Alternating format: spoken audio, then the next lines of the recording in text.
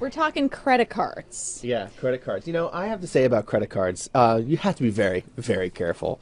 I think there are a lot of people who say, "Ooh, that credit card has good rewards. I'm going to go run and get that one." I'm always saying, you know, don't. Just be very careful. Think very hard because it does ding your credit. If you open a new one, it dings your credit. If you close an old account, and so, but no, they go, okay, Jason, we will, and then they go ahead and open the card anyway. I know people have to live with them, but I always caution people. You know, even though I've just talked about cards that are kind of cool and new and have low this and low that, my advice is pay it off every single month so you don't accrue those extra penalties. Just you try to live using what you have rather than what you know. But ideally, I've heard people should always have more than one card. Is that right? I think that advice is pretty debatable. Really? Yeah, I think if you have one well-managed card, one well-managed account, it should be pretty good. Have a mortgage, perhaps, that also helps. I mean, or maybe you have a car line of credit. I don't think piling yourself with lots of lines of credit are necessarily going to help you out. So on that These days, note, especially, by the way, I think the rules might have been different a few years ago, but I think employers and people who are giving you loans are looking very hard at how many accounts you've opened and closed. okay. So let's talk about all these cards, even though you've just said it's okay to have one card. Yeah. So Let's talk about some of the good cards. The caution, yeah, right. Now that I've given the caution, we can go ahead and talk, you know, drink responsibly type of information. Yeah. Charge responsibly. Charge responsibly, chat room. And get your questions ready as well for Jason. All right, so let's talk about the best interest rate card. The one that we talked about was the First Tennessee Platinum Plus Visa, which say that 5 times fast. 0% when you show up, and then 3.9% for 6 months fixed, by the way. And then after that, it's really low. It's about 10 points lower than just about everybody else. It maxes out at 15. Now you're going to get the lowest rates if it's an adjustable rate card. You're going to get the lowest rate if you have the best credit. So you could go as low as like 5%, 5.15 in the case of the First Tennessee if you have great credit. If you don't have such great credit, it'll be up to 13. But most of the other cards, you know, their worst rate is like 21. So you're doing pretty well. I don't know what they're doing in Tennessee to keep the rate so low. Tennessee and Arkansas, strangely, Arkansas also has some pretty good credit cards coming out of there, and I don't know why that is. I need to look that up, but it's true. Now, last week we had somebody on to talk about negotiations, and I think most people don't realize that you can negotiate these things, especially now that kind of can. Yeah, there's a big market now for credit cards and to lure you in. So after that 6 months, can you say, all right, let's talk. Let me see if I can get this rate for another 6 months, or try to even... I would try, for sure. You know, there's no guarantee, but you know, there's not much difference between 3.9 and 5.1. So I don't see why you shouldn't give it a shot. Say, look, I want to stay with you. You know, this Discover More card is offering a 0% balance transfer. Which is another card that I mentioned today.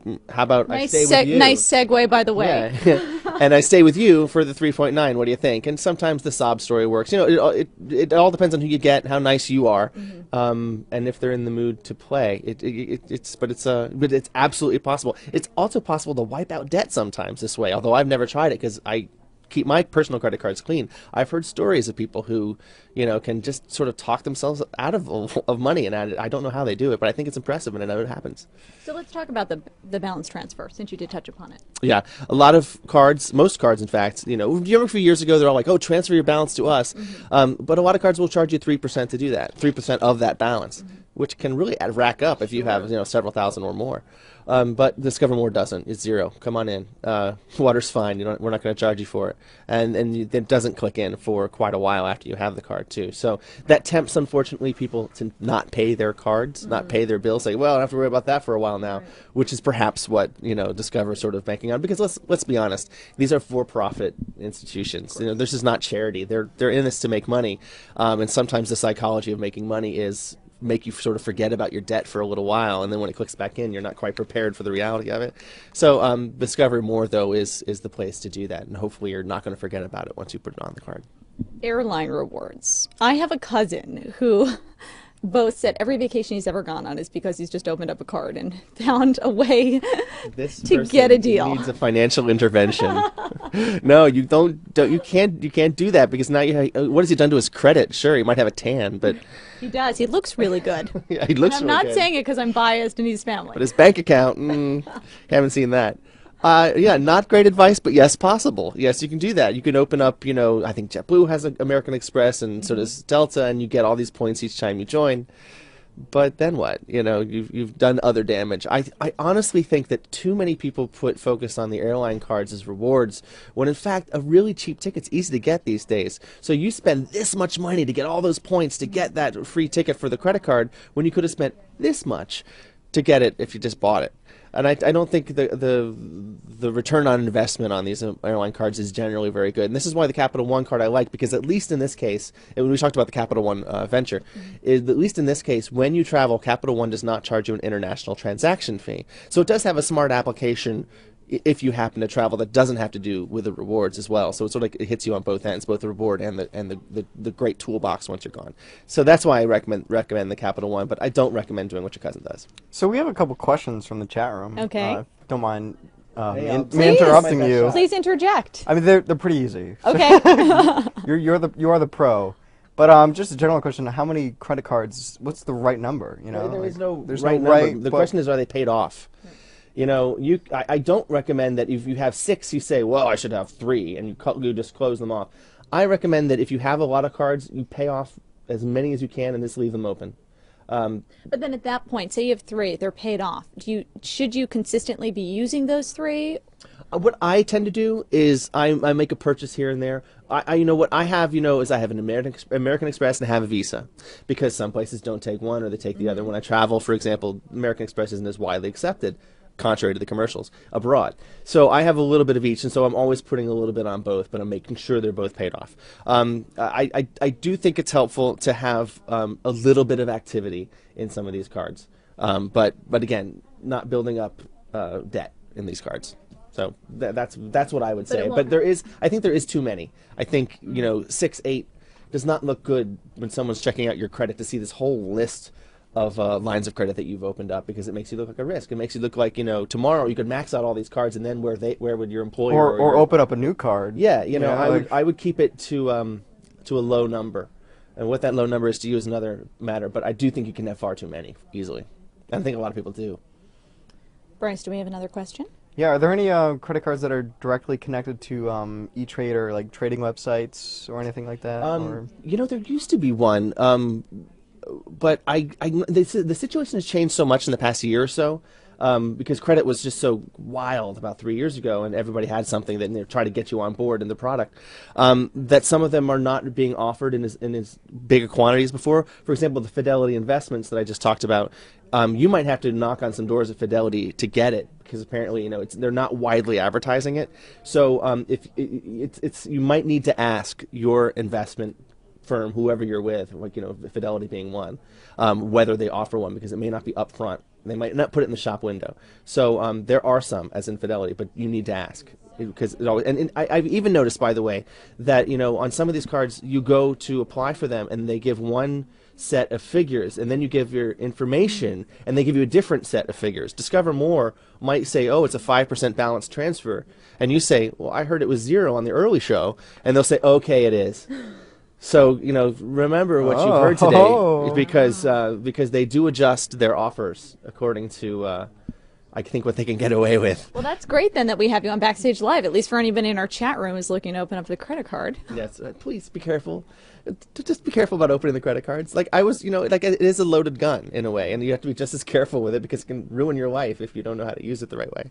But also, it's great that you're here on Backstage Live. But also, I was doing some research on your site, walletpop.com, which I think is a great website, and you do a number of videos on there, and fabulous tips on there. So people should go check out walletpop.com for any kind of money saving tips. You did a great one on coffee, on brewing at home. I'm like a renaissance man of video. I'm a bit of a pocket expert, I call it, on different things. But yeah, we did one on how do you save the most money brewing your coffee every day? Well, how do you? It's not going to Starbucks. Well, it's brewing your own and not using one of those little pods, like not the Tassimo or what's the other one called? They're so expensive anyway. Well, some of this is obvious, but we do the math. We actually prove how much you save by doing it. And we divide it out so you can see in front of you. Well, what have I been thinking? I'm a French press guy. If you're going to do coffee, do it at home for the French press. It's rich, and it's the best way to save money. Well, do you want to hear something really bad about saving money with coffee? My father, if he makes extra, just puts it in the refrigerator for the next day. Hey, I've always. Does anybody in the chat room do that? Somebody please save my poor father and say yes. Extra coffee. And if you do that, how do you make it taste decent the next day? Yeah. I can taste it when I go to the Dunkin' Donuts and it's 3 hours old. I'm like, well, this thing is. And he drinks skanky. it black.